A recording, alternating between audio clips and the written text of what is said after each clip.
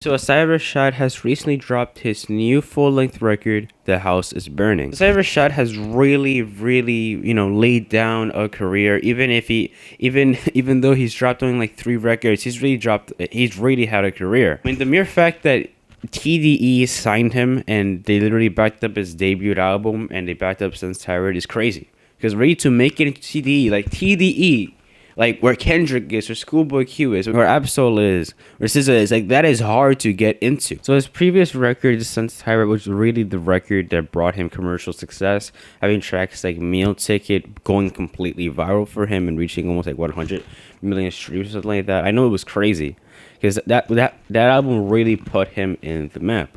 Now I have always seen Rashad as someone who has a lot of ambition, a lot of potential, and he does use potential really well. I personally think that his sound is so unique, giving me the druggy sort of mellow, zany type of sound. Found a lot of enjoyment out of that. I like that it's some music that anybody can easily chill to without thinking too much. So when The House Is Burning was announced, I was really, I don't want to say skeptical, but I was a bit like in between. The first single was, I think, Lay It Off with Deuce. Wasn't a fan of that track, really. I mean, it's not a terrible track, but I felt that Asai's monotone voice just stretches out for so long that it gets kind of like plain and boring. The beat is cool, though. The beat is cool. It sounds really grimy and dark, and the drums just hit hard as hell. I felt like Duke really put in most of the effort here. And then after that, we got Headshots, which really reignited my hope for this record, because Headshots was wavy as hell. It was vibey. It was really what I wanted for Rashad to do.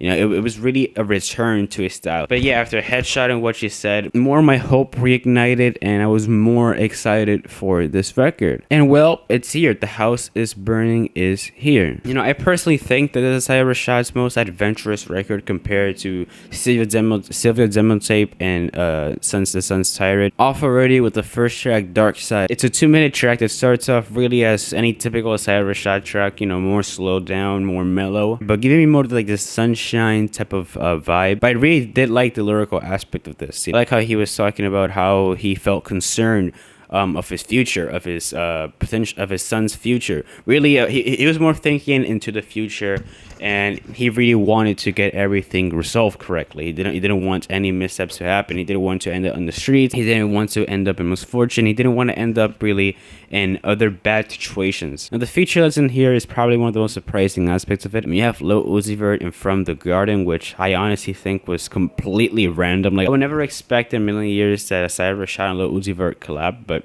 I mean, hey, it's here. Lil Uzi Vert is literally invading any record I listen to at this point. I personally think the track was a banger. I can see why people won't like it that much, because of the sort of choppy flow that Rashad lays, and it sounds kind of, I guess, weird in a sense. It sounds like his first time doing it, and it's out of sort of his comfort zone, which, I can see why, but I personally think it's something new for Rashad. I personally think this track is a banger.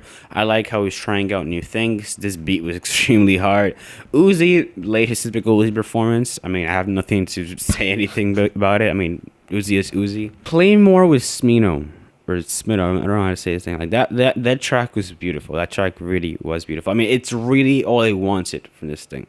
I mean, Smino just destroyed his performance in there. I like how his fast flow, his fast energy, his smooth, calm vocals just mixes all into this creamy ass guitar beat, which really, I'm gonna say it kind of made me nuts. Asaya put on a pretty good performance in there, but personally, I think that Smino just was like top notch in here. I will say that sometimes, Rashad sometimes does get, outshined by his features. I think a great example is with Score. I think he felt out of place compared to SZA and Six Lack, because I don't know, I felt that the slow, druggish, sort of zany performance that Rashad put in here was a bit too sluggish, and there wasn't that much, I guess, energy and ambition in this track. But really, I think that SZA and Six Lack sort of did the heavy lifting in here. I'm sorry, but they really put on a show with this thing. But that's not to say that Rashad doesn't have his glowing moments solo-wise. We had the track Rip Young, which it does sound like Headshots Part 2, but it stands out as its own track. I think it's really cool. I like the little chorus. It sounds like it's DJ Screw type of inspired chorus. It's vibey. It's creamy. That guitar is extremely good.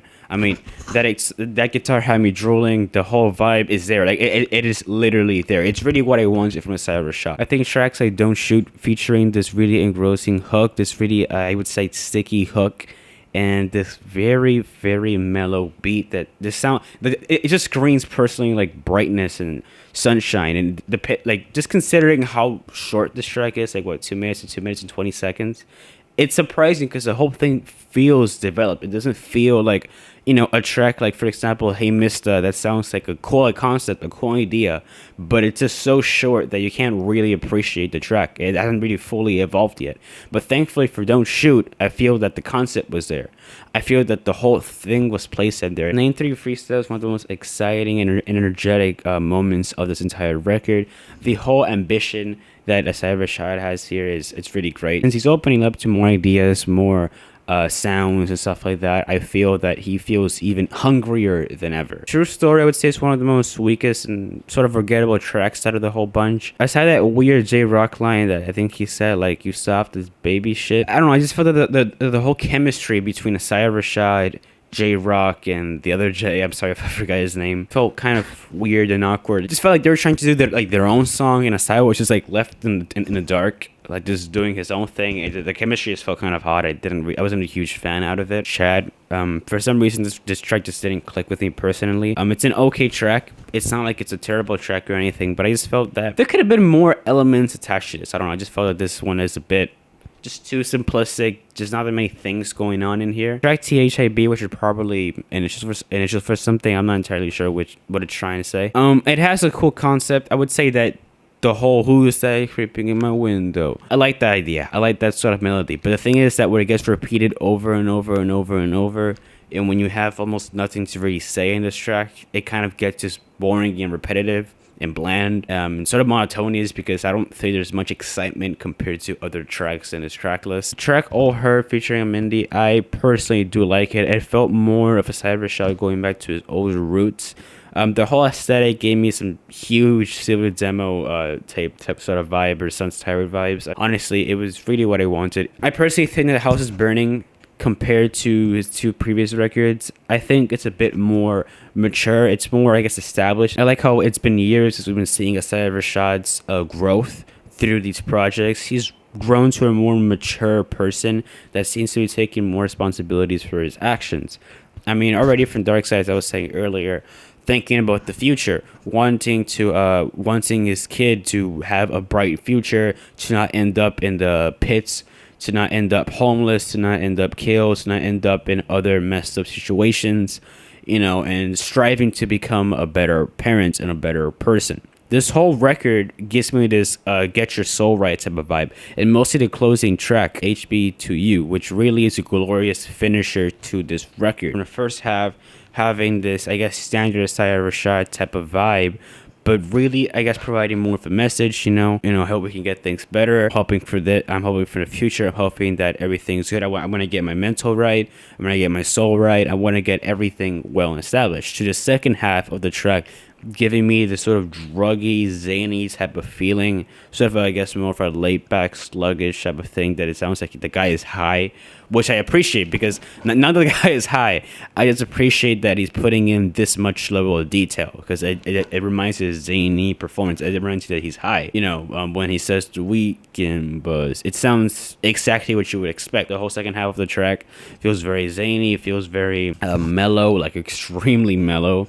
And honestly, for some people, this might be a turn off, but I personally enjoy it. I appreciate what he's doing in this track. And I like this sort of refrain that he lays in the second half, which is like, you're now a human being, which could probably be a sign of rebirth. I know I might be overthinking it just because it's a Asai Rashad record and it should be like chillin' vibes, but I personally think, it sounds, from the sounds of it, from the looks of it, it sounds like he's talking about rebirth. You know, you change as a completely person. You're now, I guess, a human being. You have your flaws, and I guess you can start over. I mean, that's what I sort of get from the refrain. You know, for me, I find it amazing that Asai Rashad is getting his mental right, getting his soul right. You know, while these are themes that has already been laid out in previous records. I feel that he's focusing on it more in this record. He wants to make things right. He wants to make things right with his partner, I guess you could say. So yeah, this is me from post-production. Yeah, I accidentally muted my mic. I'm such a dumbass. What I was gonna say the last 3 or 4 minutes was really, I guess, explaining the title, because really the house is burning. Thinking about it, obviously in a metaphorical sense, makes sense, because it could be like other two things, like either house is burning mentally, like in his like brain, because the brain is sort of like a house, because it's sort of like a fortress protecting your thoughts and your emotions.